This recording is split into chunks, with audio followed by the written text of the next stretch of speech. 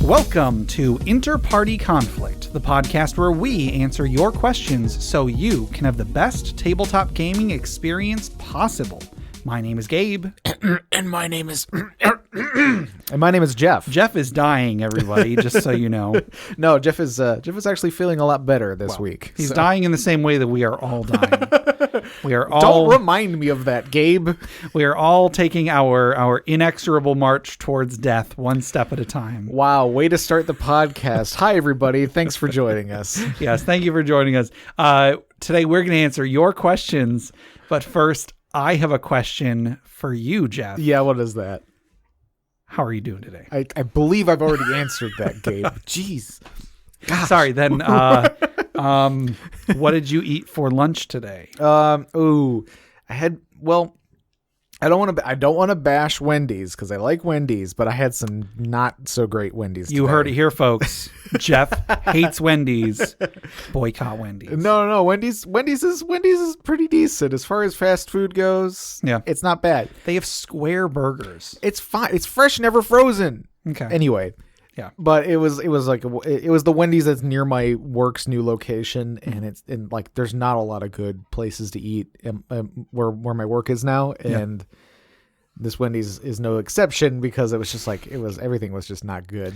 Sure, everything was soggy and cold. It was just I feel like most of the time when I go not to bash Wendy's, but I feel like most of the time when I go to Wendy's, everything is soggy. I mean, the fast foods are mostly like franchises and stuff, so it's really hit and miss. Like sometimes you find one that is just you get fresh every time, mm-hmm. but a lot of fast food is you're gonna run the risk of getting some soggy nuggets. Yeah, and they're not good. That phrase. Sorry, I ate soggy nuggets today. What are you gonna do? What do you want me to do? Just not ever say the word soggy nuggets ever again. Yeah, all right. So I've been 3D printing a whole bunch of stuff. I know I've talked about that previous episodes. I've been 3D printing lightsabers. Yes. One of my coworkers. Have a collection over here. I do have a collection. One of my coworkers from work, I guess, has been purchasing some of them. So that's pretty cool. And I've been seeing people on eBay and stuff selling ones that are, maybe a little bit better quality than the ones that I'm making, but they are selling 3D printed lightsabers for $80 or $90. And I'm not going to charge that much, but I think I might want to start selling these on Facebook Marketplace. Making something off it. Making something, yeah. I don't know. At the very least, just to pay back because this printer was fairly expensive. So sure, yeah. If I could pay back that printer, that'd be pretty cool. Right, yeah. And I can't imagine. I wouldn't want to sell something I 3D printed for that much. I'm already because I've been selling these ones for, I think I sold them to my coworker for $15 each. Sure. And I already feel guilty for that because it's I didn't do anything. I just right, downloaded some. I mean, file. I use up about $4 or $5 worth of materials and quite a bit of time. Yeah, it's not no time. It's the several what does one take you? Probably about 20 hours? 20 hours or so, yeah. So, that's 20 hours you could be using it for something else. Yeah. And, and you have to assemble them, and you're reprinting parts that don't come out right. And, yeah. I just made Darth Vader's lightsaber, and the first time I printed it, I glued something on wrong and ruined half the pieces. Oh, no. So I had to reprint all of that. So, yeah, you're putting a little effort into it. It's not I don't think 15 is too much to ask for. It's they're decent looking pieces that you put them on a little display thing. Yeah, as long as you don't look really close at them, they look great. I mean, even if you look real close at them, you're like, oh, okay, those are 3D printed, but they still look good. Sure. You can tell they're 3D printed close up, but that doesn't really make them look bad. Yeah. Also, I've been able to get my resin printer going, and I've gotten some minis printed on that. Yeah. And I'm really excited about it. It is a lot more work. Yes. Using a resin printer than a filament printer. Yeah, it's a little bit more daunting, and you get, it's smaller things. So you maybe do a few minis at a time, but they turn out really good. The detail is really nice. I don't know, the few that I've done, I've been really happy with. So yeah, so I'm really excited to print, characters, monsters. The thing is, though, now I'm like, ooh, well, I need to find the best ones. I can't be printing ones that are not great. Right. Yeah. You know. You want the best minis for your printer. Yeah. So I might start backing some Patreons. Yeah. For people that make like really, really good ones. Yeah. There's a lot of good artists out there doing miniatures. So. Yeah. There's a few I got my eye on that I actually kind of really excited to print out and paint. So cool. All right. You want to go ahead and jump into this episode? What's the episode about again? Shoot. Oh. Nowhere Man. 90s sci-fi, 90s thriller. Game that would take hours. No, let's do it on tabletop gaming. Okay, that sounds good. All right. Well, I have an idea for the first segment. What's that? All right, Jeff. I want you to imagine you're walking down the street one day. You've just left your house. You're going for a walk, and you're kind of on the other side of your block, and you start hearing like a thumping, like a noise. Okay. And it's coming from one of the houses, like kind of behind, kind of like kitty corner to yours. All right. And you sort of look in that direction. You hear it again. What is that? What is that? And then you hear, please help. Gabe's monster voices. They have a visual element to them. Yes. That I'm sure we've described before. I always put something in front of my mouth when I do a monster voice. So yeah, some sort of a very large and fiery voice is calling out for help. And it sounds like it's coming from their garage. All right. Well, I should run over there to inspect because someone could need my help. Yeah, sure. So you get over there and there's a big locked door on this garage, and you can hear that. You can hear it coming from the other side of that door. What are you going to do to open the door, Jeff? Or do you want to open the door? Yeah, I'm gonna try it. Yeah, I'm gonna try and open the door. I'm gonna. It is locked. All right. Can I use my thieves tools? Sure. Give me a dexterity check. Alrighty. What? Sorry, it keeps landing in that spot on the dice tower. 17. You can't see. Okay. So you managed to Jimmy open the Jimmy or Sally. Yeah. Open the door. Thanks, Jim. And behind you see a giant red dragon. Whoa. And he lets out a roar and some fire shoots out in all directions, and then he goes to grab you and pick you up. Give me an acrobatics check to avoid being grappled. Again. Oh no, I got an 8. Okay. So this dragon grabs you, lifts you up, and gives you a big old hug, and he says, "Thank you so much. I've been locked in there for like 3 hours. I just moved in and I forgot my key inside. I'm missing my favorite program." Yeah. Oh my goodness. Dallas is on. Apparently this takes place back in the 80s. Right. Yeah. The dragon watches reruns of Dallas. There you go. So in exchange for freeing him from this, from his garage, the dragon offers you a reward. And do you know where that reward is from, Jeff? Where did that come from? The dragon's hoard. Woo.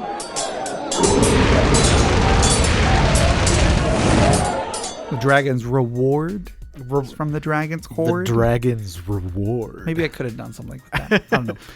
So today's magic item was submitted by Arcanist Winterbrand via email. Mm-hmm. And the item is the Key of Ingression. Key of Ingression. Ingression. I think, small nitpick here. It probably could have just been the Key of Ingress. Yeah. I don't know if ingression is a word, but hey, it's a magic item. Sure. Give it any name you want. Qualish isn't a word either. That's, so, you know. I thought Quillish was a name. Well, it is, but maybe ingression is a name too. Anyway, this key requires attunement, and this key seems to be made of silver, but small glowing runes seem to float just off the surface. This key acts as the spell Leomun's Secret Chest, but without the chance of loss of the chest, as long as the key remains attuned to you. If you ever lose your attunement to the key, all items in the chest are ejected into the astral sea and are near irretrievable. Huh. How does the secret chest spell work? So Leomed's Secret Chest is basically a spell that it creates like an extra dimensional chest that is physically on a different plane. Yeah. I think in the spell it's the ethereal plane.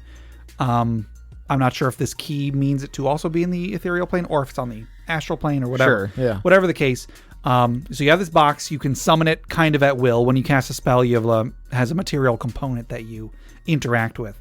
And then you put things into it. You close the chest, and then it whisks away back to wherever it is. Right. But the drawback to the spell is that after 60 days of having this spell, because it's a permanent thing, it is now there. It is a physical thing that is physically there. Right. After 60 days, there is a cumulative 5% chance per day that the spell ends. Oh. So with the key of ingression, it would be permanent. It would be permanent as long as you were attuned to it, which Sure. I think is a pretty neat thing. However, if you lose attunement, it's gone. Right, which I think happens if you die. I think if you die, you lose all attunement. I believe to all so. stuff? Yeah.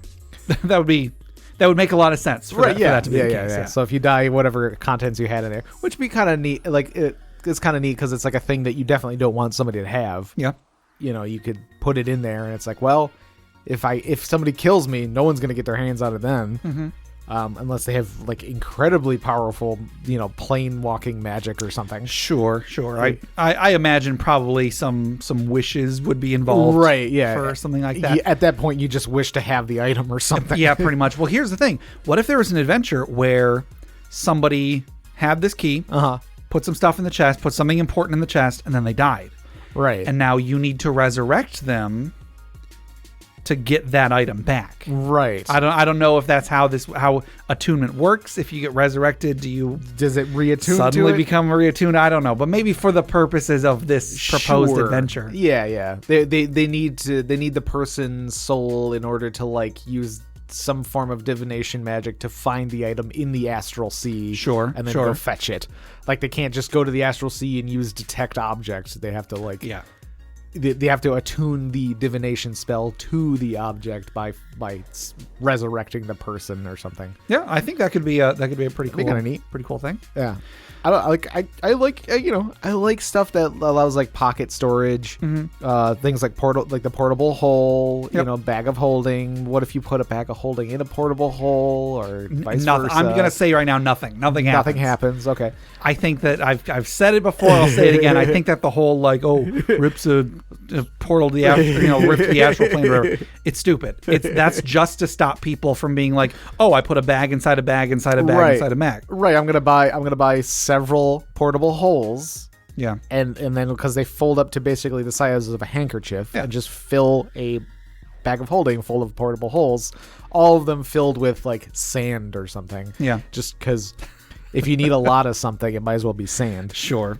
And then you use the move earth spell, a lot. I don't know. Sure. I'm trying to, but that's not what this item does. That's not what this item is. No, this is a cool little key item. Like this is something I like having in like.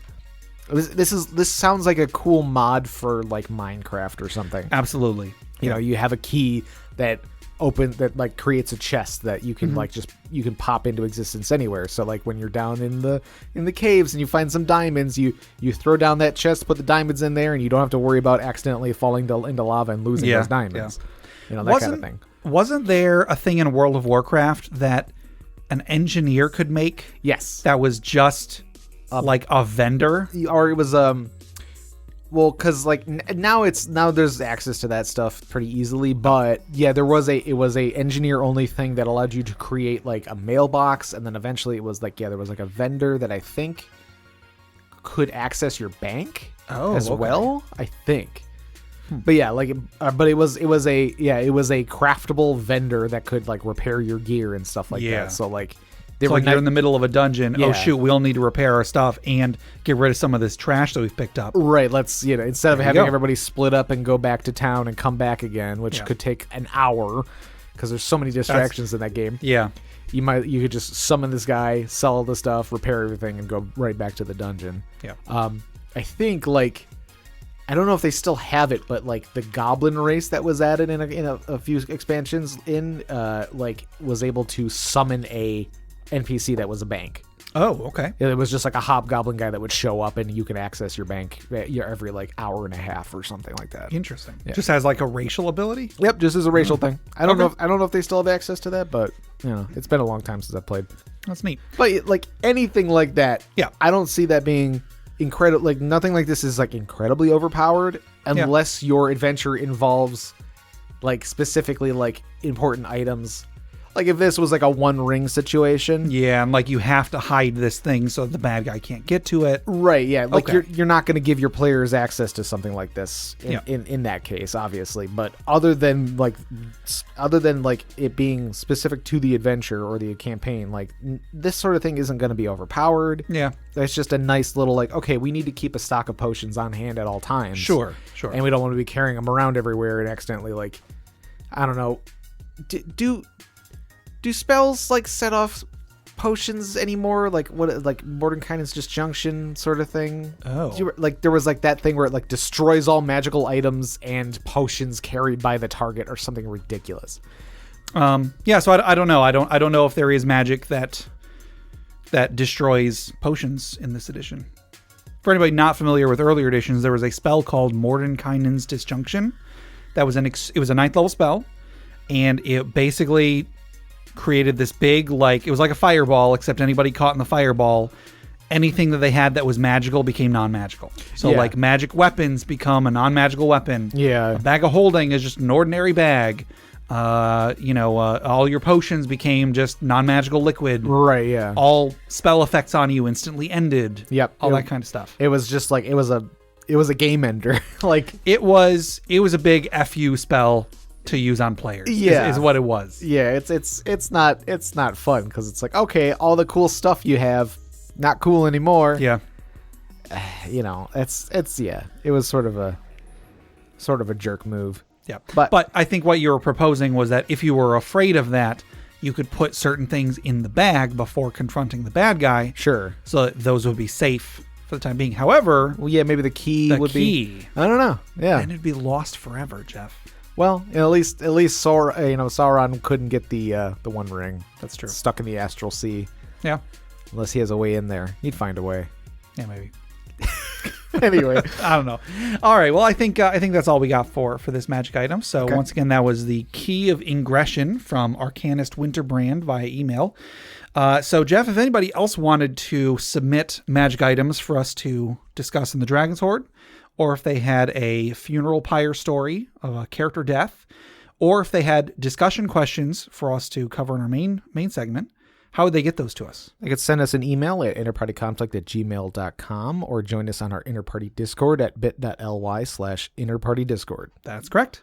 And before we go any further, we have a giveaway today. Ooh. We're giving away a copy of Unearthed Tips and Tricks Volume 1, courtesy of Crit Academy. Mm-hmm. So, Jeff, who is our winner of this awesome supplement today? Our winner today is Bill G. Whoa, winner. Gobble, gobble, gobble. Yes, congratulations, Bill G. You should be getting that in your email within the next couple days. Be sure to leave Crit Academy a review so they can get more attention to their products. I think this is a great product. I helped make it. Mm-hmm. And actually, sorry, I didn't say what it is. For anybody not familiar with what it is, Unearthed Tips and Tricks Volume 1 is a collection of character concepts, encounter concepts, DM tips, player tips, magic items, and monster variants from the great podcast Crit Academy. Mm-hmm. It's got 25 of each of those. I helped write it. I'm currently helping work on Volume 2 at the moment. Yep. So that'll probably be out sometime later this year. So yeah, it's a great supplement. It's full of tons and tons of ideas, full of great stuff, and it's from some great guys, Crit Academy. So yeah, Jeff, if anybody else wanted to be like Bill G and they wanted to win this supplement in a future episode, how would they enter the drawing?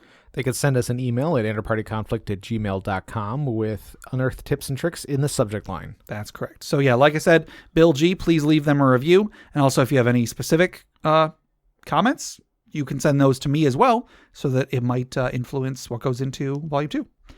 So yeah. So thank you to Crit Academy for setting up this wonderful giveaway that we've got going on. And thank you for everybody who has entered. And then I also want to thank all of our wonderful patrons who have helped make the show possible. Patreon is an online platform where you can pledge to donate a certain amount of money per month to the creator of your choice and get some cool stuff in return.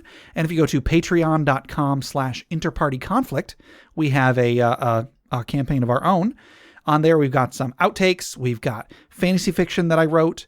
We've got some of those I've been making into audio format. I'm going to be trying to come out with one of those again pretty soon. Mm-hmm. We've also got a monthly bonus podcast for a couple of the tiers. Yep. And we also have a Roll20 game, and we're going to be doing our Roll20 game for the top tier in just a couple of weeks as of this recording. So I'm really excited about that. It's going to be following after the Eberron game that we did a few weeks ago. Yeah. So yeah, I've got some cool stuff planned, and that should be a lot of fun. So if you like the podcast and if you'd like to help out the show and get some cool stuff in return, go to patreon.com/InterPartyConflict. See if you can look at all the rewards, see if anything appeals to you, and you can help out the show and get some rewards for it and help us keep the lights on. Yep. All right, and then just one more quick thing. Check out the other podcasts on the Crit Nation Fellowship. We already mentioned Crit Academy, critacademy.com. It's a great podcast where Justin, Ian, and Brandon create new and reusable content for players and DMs alike. We were actually on an episode of theirs that should be coming out pretty soon. Oh, is that coming out soon? It should be, because I know they record a few weeks ahead of time. And I think it's been like 6 episodes or something since we recorded this. So I think it'll be coming out pretty soon. Okay. So check them out, critacademy.com. Also check out Brute Force and Ignorance. They are an actual play podcast on the network. And I think they're going to be starting another campaign soon. Okay. I think their Amelie's Astounding Adventures one ended a little while ago, and I think they're starting a new one. Okay. I hope I'm not wrong about that. Whatever the case, go check them out. There's some great guys.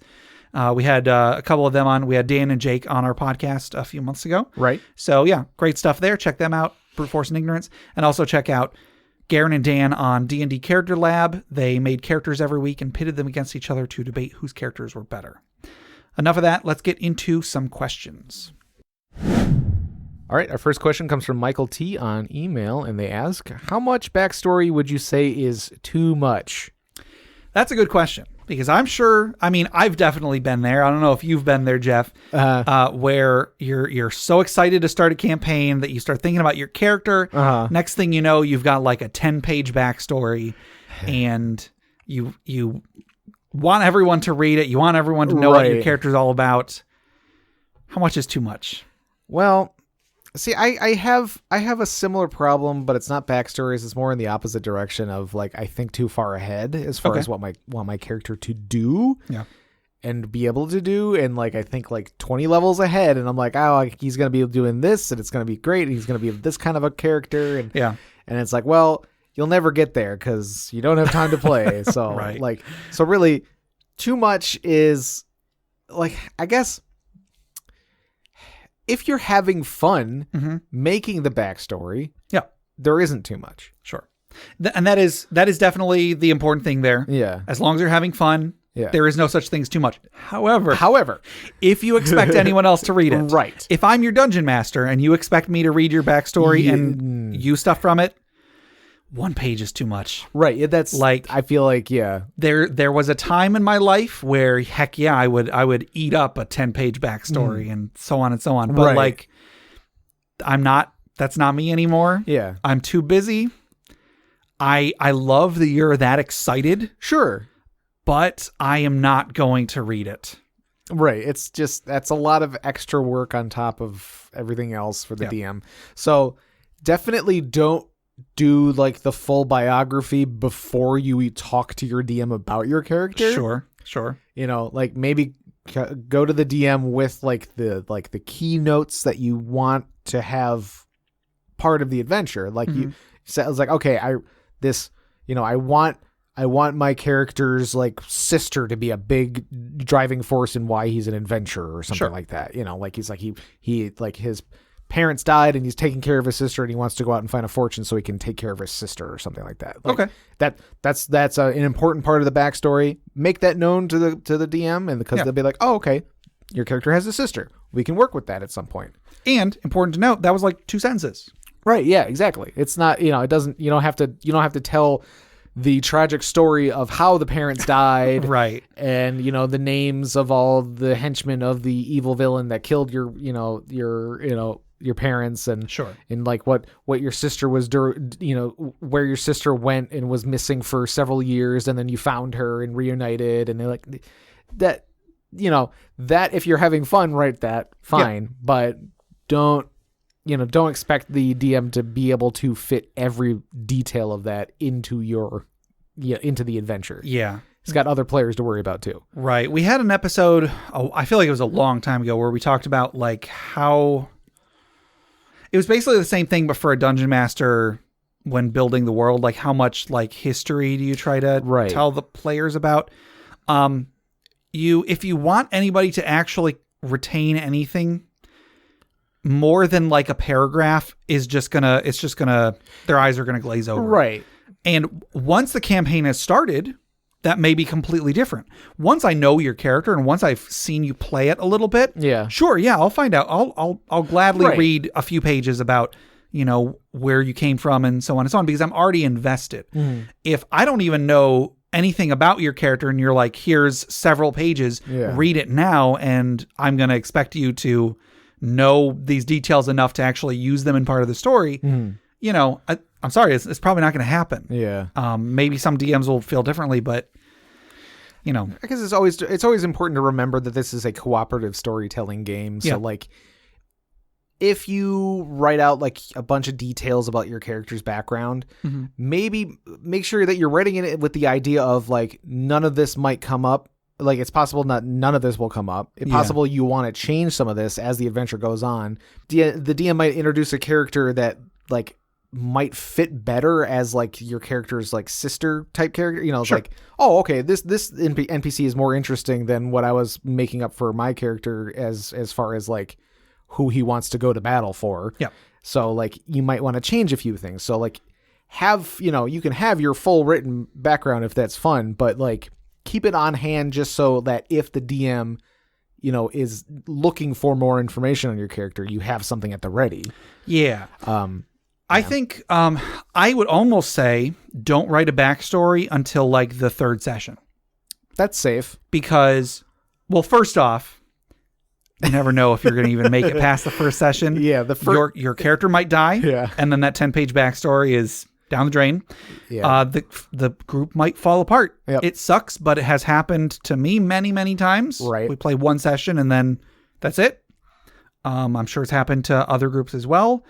Or, I would say more importantly, you might just realize like, oh, I'm kind of playing this character a bit differently than I was originally envisioning. Maybe, I was picturing my character as being like very conservative and, soft spoken, but I'm actually it's more fun to play my character more brash and louder and so on. Right. Yeah. So you might want to wait at least to show it to anybody else. You might want to wait until you've played the character a bit and then tailor some stuff to how you've been playing the character. Also, like you were just saying, you might get into some of the DM's world building and meet the NPCs and such and be like, oh, this fits better than what I said. In my thing, I had this sister. We lived in this port city, but the DM just introduced this. We're going to this other city and there's an NPC there we're supposed to meet.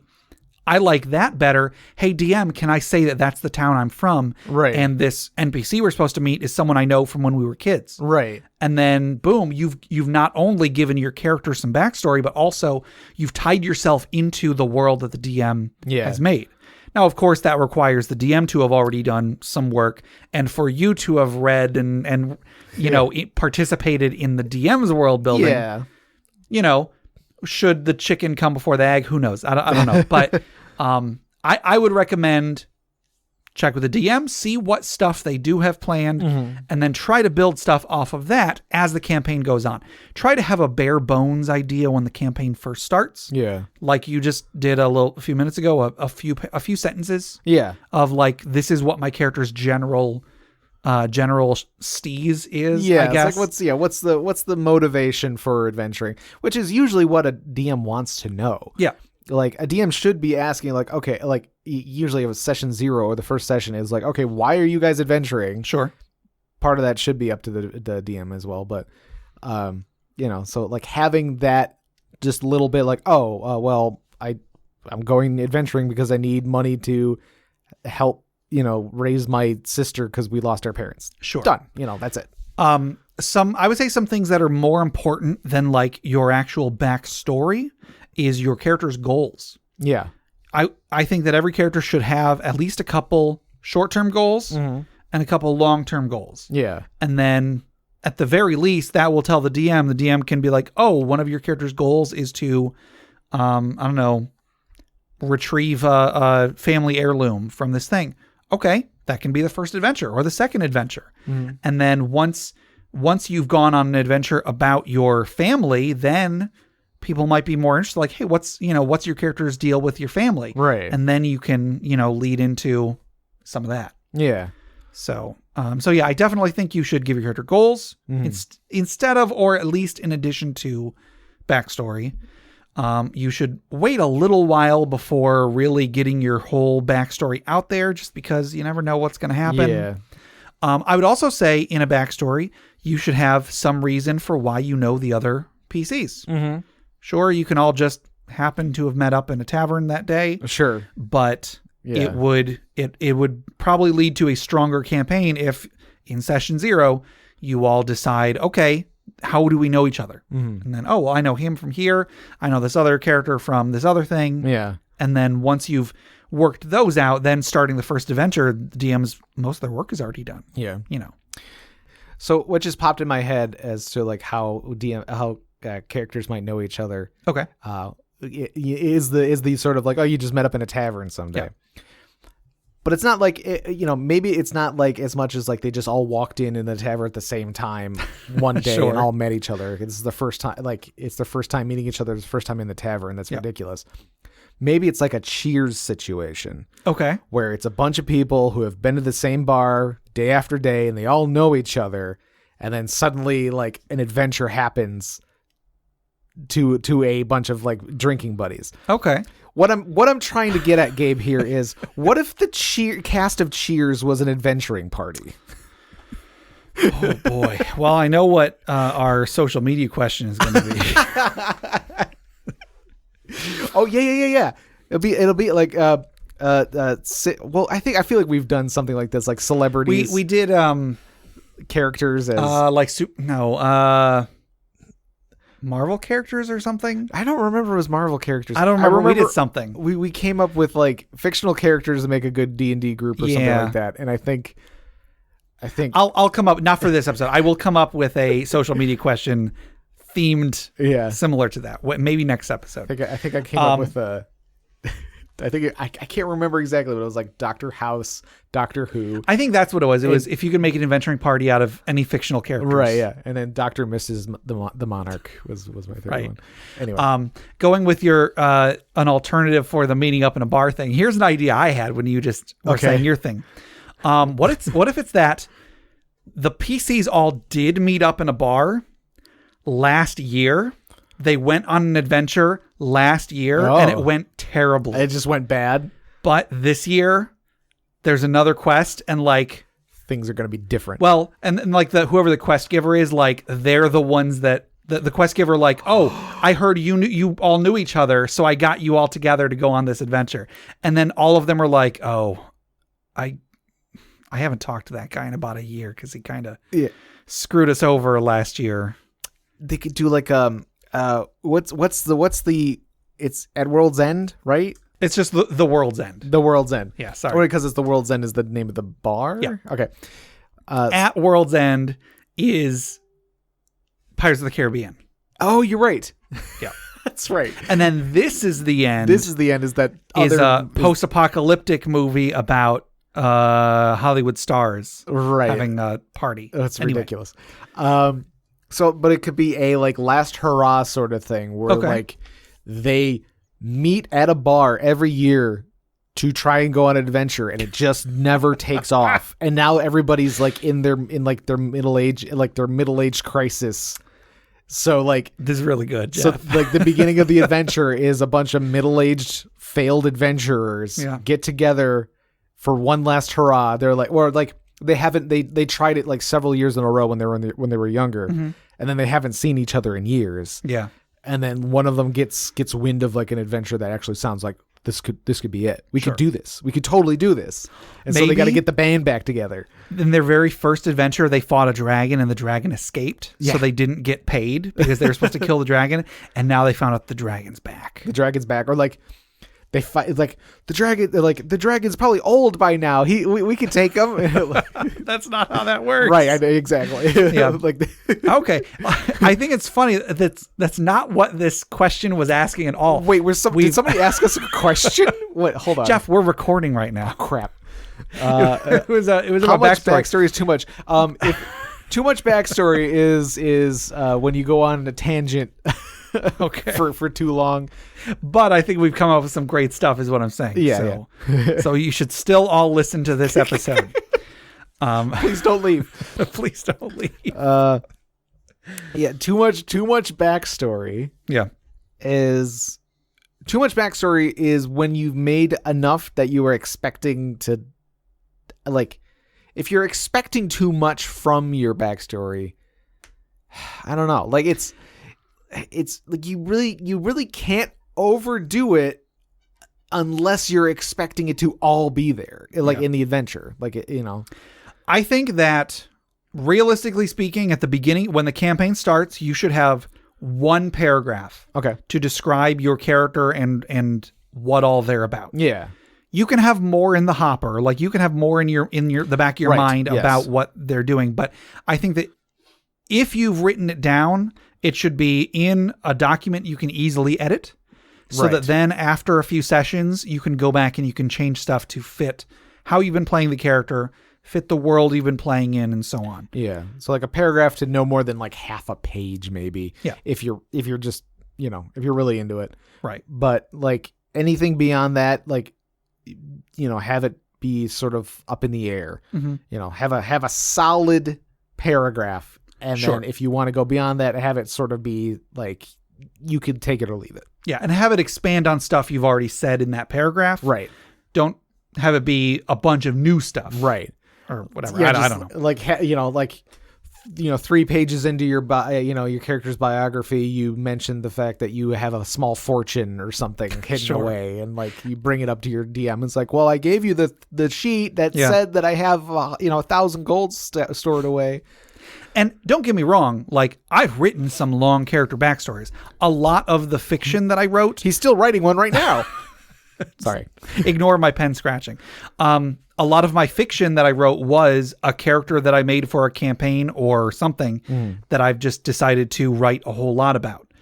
And heck, I remember when I was in high school, my character Ichi, we had in my creative writing class, we had an assignment where it was like write a 2 or 3 page, character write up or something. Yeah. And I was like, oh shoot, I'm just going to write about Ichi. And next thing I knew, it was like 12 pages long. I'm not saying you shouldn't do that. I'm just saying if you expect anyone in your group to read it, then start small. Yeah. And then only build it bigger once the campaign's actually been going. Right. Yeah. Just because, I wouldn't want you were saying like, don't expect a lot. Don't like expect a lot from it. I wouldn't want you to be so excited that you wrote all this stuff and then be a little heartbroken when either your character dies, the campaign ends, or nobody is interested in reading it. Right. If it's just for your own fun, go hog wild. Yeah. Write whatever you enjoy writing. Yeah. And I feel like you'll have those moments where like the DM might do something or bring up a character or something, and you are like, well, that probably would have been better suited for my character's background than somebody else's background or something like that. So sure. Yeah, you don't want to get too invested in your character. That is definitely true because things just change. Yeah. Things change a lot. When I my character Artemis Redsleeves, I had a pretty, I mean, it was a pretty bland character backstory, but I had like in my mind, a very strong trajectory for what that character was going to be. And then halfway through the campaign, it got completely upended. And for a little while, I was really upset that like, I'm not going to be able to play this character the way that I wanted to. But then what I came up with with the changes that had happened through the campaign was so much better in every way. Right. So, it's more organic. It's just it's more fun because it's part of the game and not just something you came up with. Sure. Because I always have to bring up the Adventure Zone, in that one of the main characters' name is Magnus Burnsides, played by Travis McElroy, was apparently when they first started the campaign, he did this. He went and he wrote like a super long backstory for this character, and it was like really dark and sad and all this whatever. His character had all this angst and so on. But then when they actually played the thing, like McElroys are wont to do, right? It was very goofy. There was a lot more. It was very much more lighthearted and so on. And so he ended up scrapping basically all of it. Like some of it still did come into play later on in the game because Griffin, the DM, did read it. Right. And he did try to keep that in mind for future adventures. And eventually he was able to make something out of it. But apparently what he had originally written was vastly different than the way he ended up playing the character. And I think that if he had played the character loyal to his backstory, it would have been a very different show and would not have been as much fun to listen to. Yeah. So yeah, do whatever is fun to you, but just read the room, be willing to change, to adjust it as the game goes on. Yeah. Don't get too attached to whatever it is you already wrote. Another answer for this question is, how long is too long? About as long as it took for us to answer this question. If it's that long, it's too long. Yeah. Yeah. All right. Yeah. So I think that'll do for our regular questions for today, but we do still have our social media questions. Our last social media question was, what is your favorite type of fantasy currency? Do you recall what your answer was? I had recently watched The Mandalorian, I think. So I saw there was the Mon Calamari flan, I think it was called. They're like the little jelly pucks. That is correct. I recently found the name and I put it in our show notes. But, I'm pretty sure that's what it is. It was like this like pearl, like iridescent, like sort of little jelly pucks, and like the Foley they used for it was very like goopy noise. I don't know. I was like, oh, that's funny, because he was taking half of the bounty, what the bounty was worth, but he wanted a currency that was more relevant. Sure. I thought that was I don't know. I liked that little detail. Yeah, no, it's definitely a good bit of world building they did there. Over on Facebook, we got just a few responses. Chris F. Dang. Our good friend Chris responded, Gil. Don't know why, but Gil just works for me. It's simple and it works. And for anybody who's not familiar with Gil, it's the currency from like the Final Fantasy series. Yeah.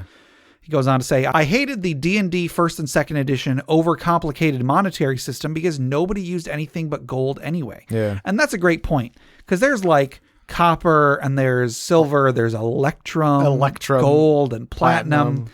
And astral diamonds. Astral diamonds. Yeah, who has ever used a platinum for anything? I don't know, yeah. I mean, like, all of the prices are listed in gold.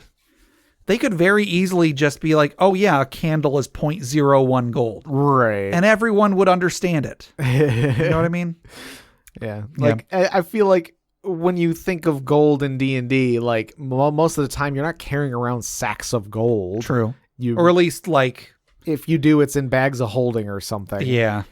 You really would want to have that in like gemstones or something that like smaller objects, but are worth more. Oh, like an astral diamond, you mean? Well, that's just ridiculous because it's 4th edition and it was like billions of gold for pieces of equipment. Freaking ridiculous. Chris goes on to say, I also like resource roll systems, as I like to keep money a bit abstract because nobody wants to play ledgers and accountants. Yeah.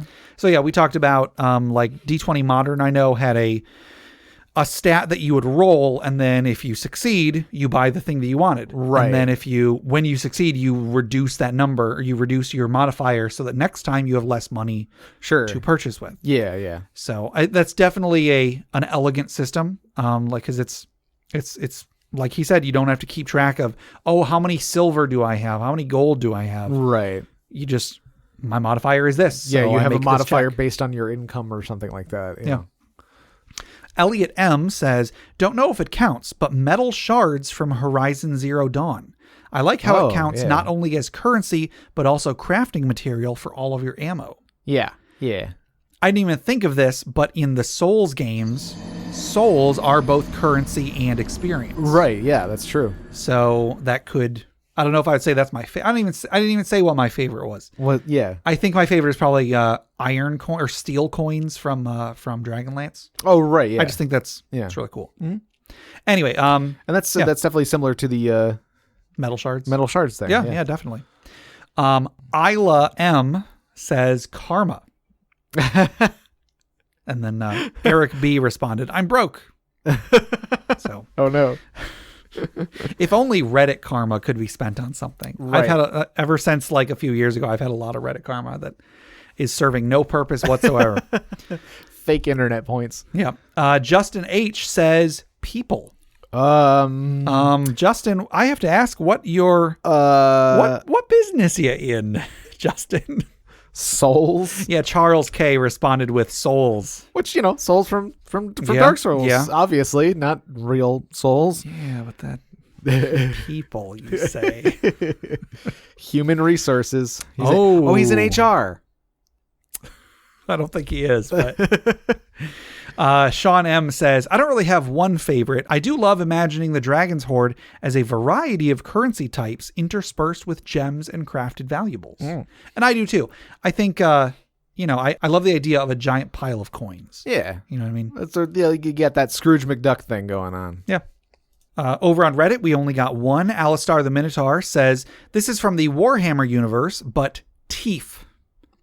The orcs in Warhammer are hysterical and absurd, and the fact that they use teeth as their currency just fits their style perfectly. Yeah, the orcs are great. I love them. Yeah. I'm pretty sure at some point in human history where they used teeth as currency. Teeth. It's teeth. Anything that has value to the people. If it's orcs, you gotta talk like this. It's teeth. Over on Twitter, Kara Karn says, I'm not sure how loose we're being with the term fantasy, but I've always liked Fallout's bottle cap system. It's simple and makes no less sense than us using slips of paper and round hunks of metal today. That's true. Steve and I have a gag that we throw at each other every once in a while where it's just like a character who is like the guy who came up with the bottle cap system. Okay. He's like, I have all these bottle caps. I hope everybody's like agrees to this. Like, I hope this really takes off because I'm going to be rich if the new currency is bottle caps. If I'm not mistaken, in Fallout 2, I haven't played it, but in Fallout 2, which does not use bottle caps, it uses like some other currency. You sure? I think so. Huh. Because I think Fallout 1 used bottle caps, Fallout 2 didn't. Because there is an Easter egg where you can find like a locked vault, not like a Vault Tech vault, but like you can find like a locked chamber that inside is a skeleton that is just surrounded by thousands of bottle caps. Right, but they are worthless. They're worthless in that the game. Okay. So. I wonder.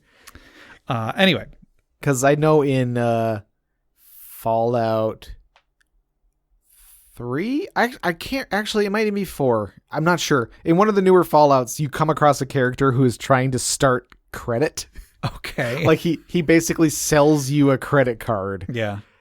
And he just takes your money. Like there's not like you don't get anything from it. It's just a guy who's like, well, see, if you give me 300 caps, I'll give you this card that's worth 300 caps. Yeah. And then you're like, all right. And then he takes your money and you never see him again. Gotcha. That's pretty good.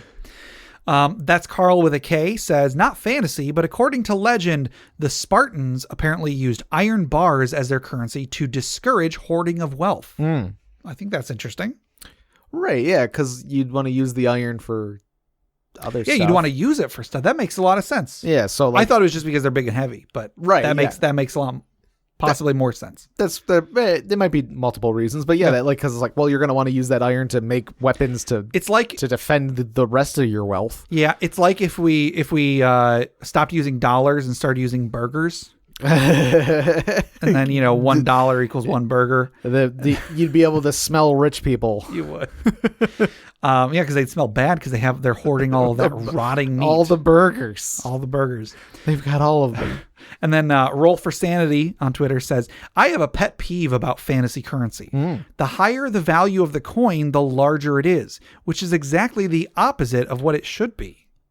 That being said, I love having different coin shapes. Sure. I'm actually not familiar with. I was not aware that was It's how it should be.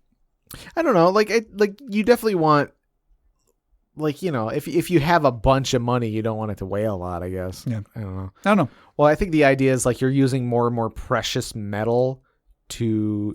That's a good point. You know, so like if it's a solid gold coin, you know, you'd want it to be pretty small to denominate the, you know, the amount of money. Sure.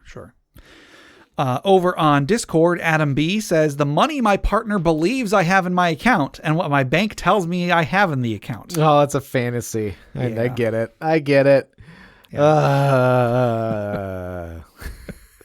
Jason E says, souls are the best fantasy currency. I ran an adventure where in order to get what they needed from a devil, they had to trade him 5 souls. Oh. It created a great moral dilemma. Right.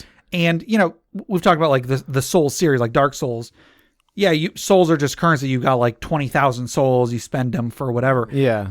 When you actually make those, each one is actually a soul. That right. That changes things quite a bit. Because when you kill a demon and it's like, oh, cool, you got like 15,000 souls from that killing that demon.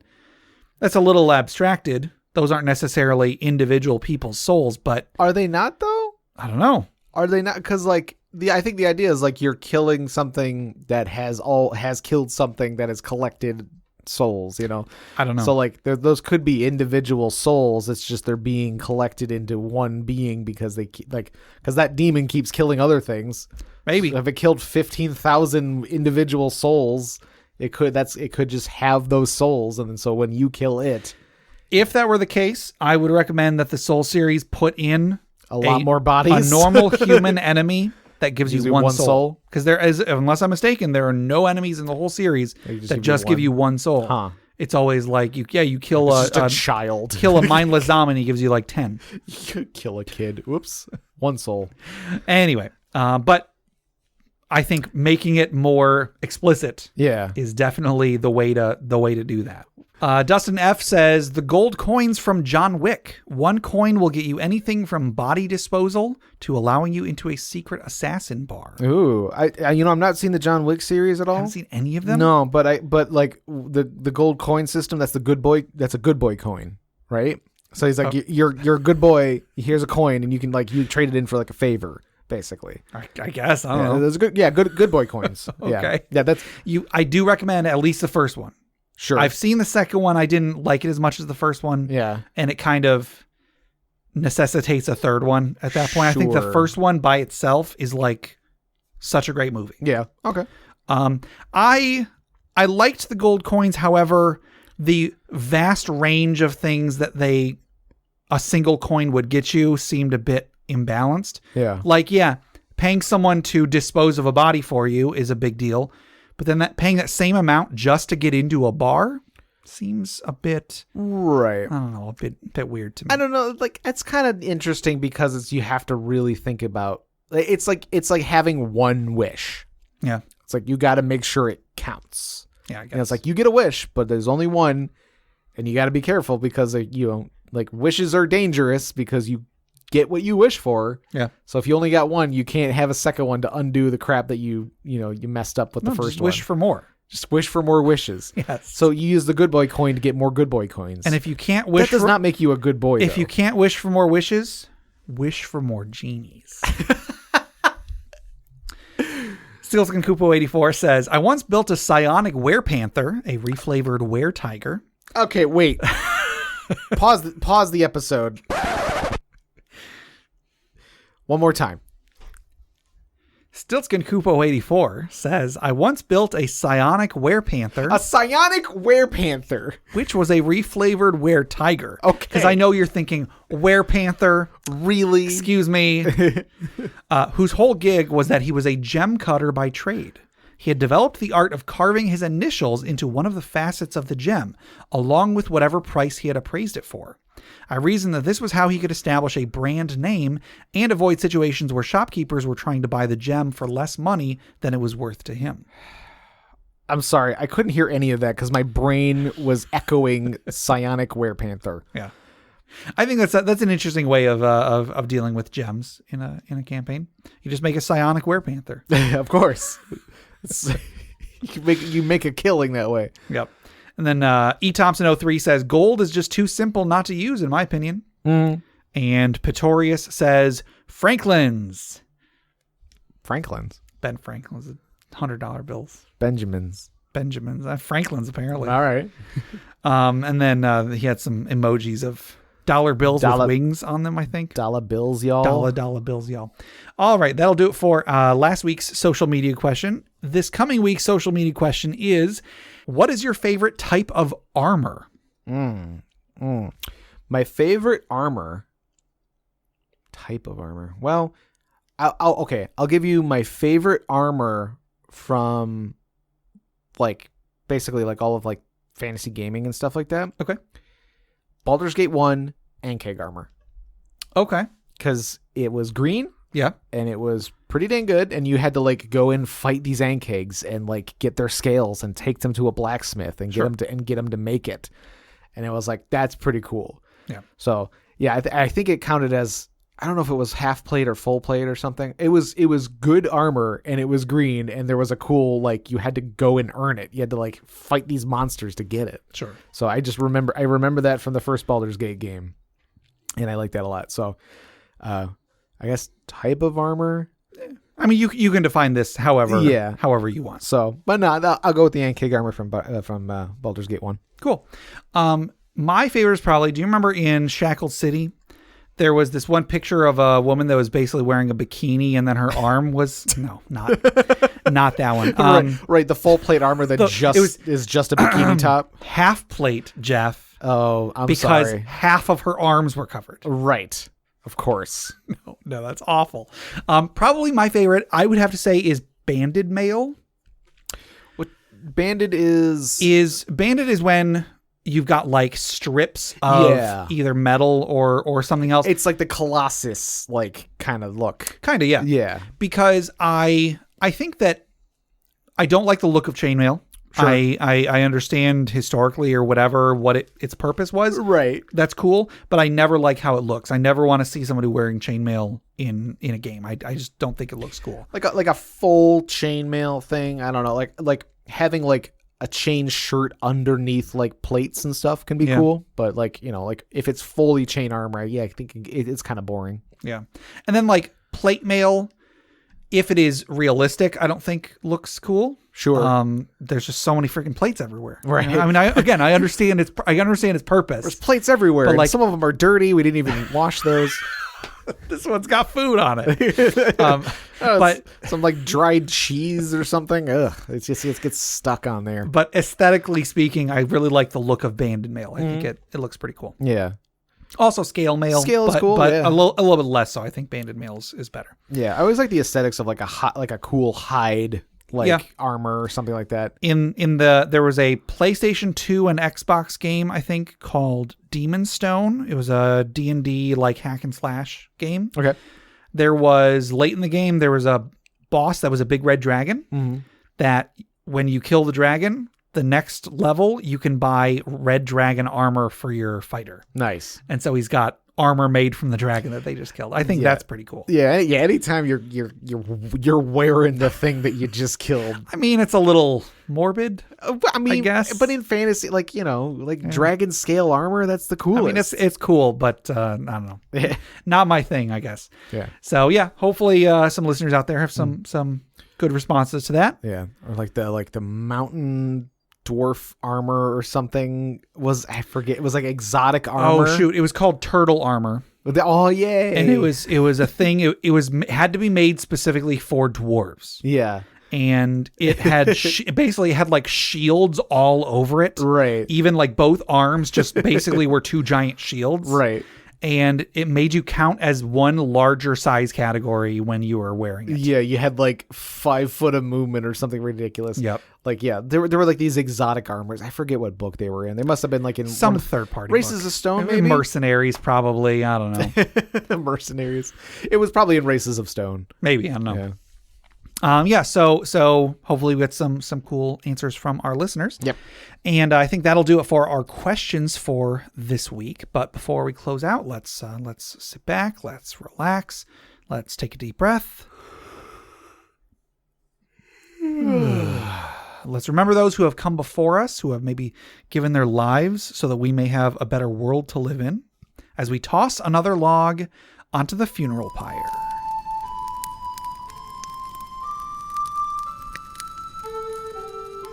Today's funeral pyre story was submitted by Collins B via Discord. And Colin says, I'm back here much sooner than I expected. Ideally, I never come back, but here we are. But never fear, for I have a unique funeral pyre this time. The show's first and second Star Wars character death. Wait, what? I think we've had a couple other Star Wars character deaths. Oh, sure. Maybe not. I could be wrong. I'm not that. I know we've done. There's been some sci-fi ones for sure. Yeah, maybe. Anyway. This is from the Fantasy Flight Games Star Wars Tabletop RPG. For anybody who wants to hear us talk about the Star Wars RPGs, we did it a long time ago. We'll never do it again. The crew of the Dathomir Paramount consisted of 4 members. Kongu, the blue-skinned Pantarin practitioner of Night Sister magic. Yep. And I think Kongu has shown up in maybe a funeral pyre before. I don't know if he was the one that died or maybe he's a different version of this character. I don't know. But then that name has come up before. Kongu. So Kongu. Khan, the ex-Death Watch Mandalorian. Kraken, the red-skinned Nautolian. Nautolan, think Kit Fisto. Dark Side user. And Selene, a Mandalorian Jedi. A lot of wide range of stuff there.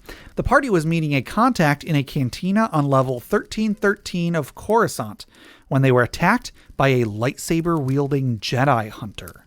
Selene had waited outside the cantina and was attacked first and instantly decapitated. Uh-oh. Combat is super swingy in this game. Yeah. The Jedi hunter was defeated by Kraken, and the party left to their next objective, investigating an abandoned Jedi temple in the unknown regions. They arrived, and after the usual weird Force stuff, Kongu and Kraken found themselves separated inside a temple shaped like crossed lightsabers, one at each hilt. Making their way through, they faced several challenges, and at the cross-section encountered the final test. They had to engage in lethal inter-party conflict. Oh, no. Kraken, being a dark side user, didn't hesitate and rushed Kongu, who defended himself. After several rounds of intense lightsaber combat, Kongu managed to disarm both of Kraken's lightsabers, and with the whispers of the Night Sisters guiding him, struck a fatal blow, but not a killing blow, leaving Kraken to slowly expire on the temple floor as Kongu continued deep into the temple, plagued by the guilt of killing his former comrade. Oh. Well, there you go. Sorry, I was reading second episode. I'm like, oh, does this keep going? Nope. So there you go. Oh, man. Yeah. So that's why, I don't know, light side and dark side Jedi don't work together. Yeah, I guess so. All right. Well, shoot, what's the send off I should use for this one?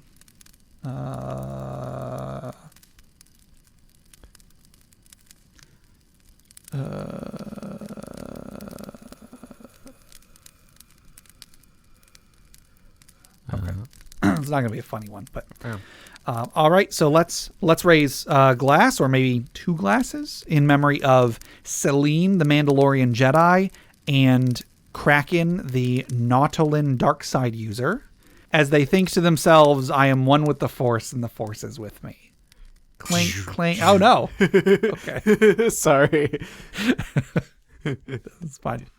All right. Well, that'll do it for today. To submit questions for us to discuss, items for the Dragon's Horde, or stories for a funeral pyre, please email us at interpartyconflict@gmail.com.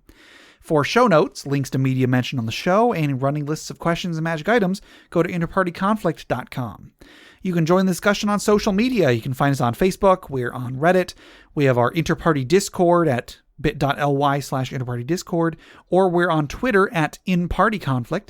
You can check those for our social media questions every week, and if you answer them, your answers might end up on the show.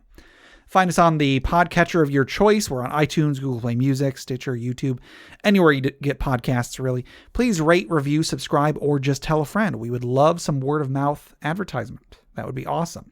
If you'd like to support the show monetarily, check out the rewards at patreon.com/InterPartyConflict.